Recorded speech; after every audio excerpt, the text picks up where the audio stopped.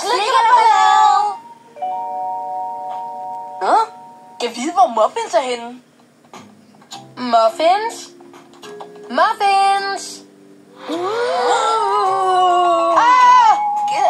Gabby, det er et spøgelse. Bare rolig, venner. Det er bare mig. Muffins. Du er et venligt spøgelse. Muffins? Jeg er vild med dit uhyggelige kostume. Tak. Og jeres kostymer er helt kromatastiske. Lad mig se. Gabby, du må være en regnbuekat. Og Pandy, du er en knoldet tyr. Tæt på. Jeg er et slikmonster. Nå, det skulle jeg da have vidst. Jeg har det perfekte guf til et slikmonster. Vil du se det? Perfekt guf. Det kan du tro, jeg vil. Det er et